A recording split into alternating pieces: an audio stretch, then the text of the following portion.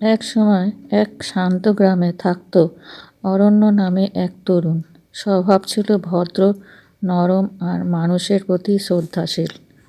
কিন্তু জীবনের পথে চলতে গিয়ে সে প্রায়ই কষ্ট পেত মানুষের আচরণে।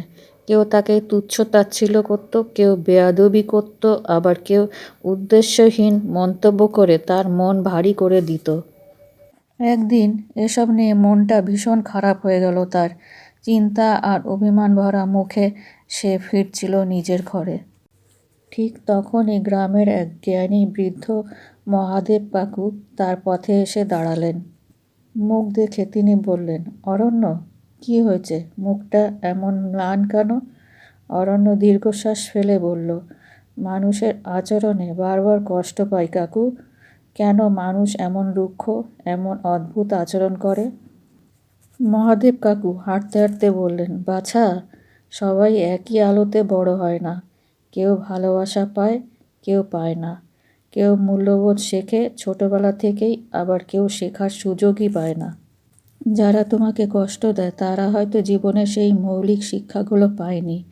তাদের আচরণে রাগ করা স্বাভাবিক, কিন্তু চাইলেই তুমি করুণাও অনুভব করতে পারো। অরণ্য বলল, তাহলে কি সবার সাথেই আমাকে ভালোভাবে চলতে হবে?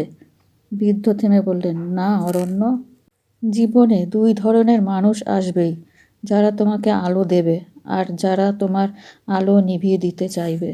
জীবনের বুদ্ধিমত্তা হলো কাকে কাছে রাখবে আর কাকে দূরে রাখবে তা বোঝা। তিনি একটি ছোট্ট পাথর তুলে অরণ্যের হাতে দিয়ে বললেন, এই পাথরটা যদি জুতোর ভেতর থাকে তবে পথ চলা কষ্টকর হয়, কিন্তু তুমি চাইলে এটাকে বের করে ফেলতে পারো। মানুষও ঠিক তেমনই, যে তোমার পথকে ভারী করে তোলে তাকে দূরত্বে রাখাই স্বাভাবিক নিয়ম। অরণ্য ভাবতে ভাবতে বলল, তাহলে জীবনটা আসলে নিজের সিদ্ধান্তের ওপরই দাঁড়িয়ে? মহাদেব কাকু হেসে বললেন, হ্যাঁ বাছা, আমরা ঠিক করতে পারি না কে আমাদের জীবনে আসবে, কিন্তু আমরা ঠিক করতে পারি কে আমাদের জীবনে জায়গা পাবে। সেদিন সন্ধ্যায় বাড়ি ফিরতে ফিরতে অরণ্যের মনে এক নতুন বোধ জন্ম নিল। সে বুঝল, জীবন সুন্দর তখনই যখন আমরা জানি কাদের কাছে যেতে হবে আর কার থেকে দূরে থাকতে হবে।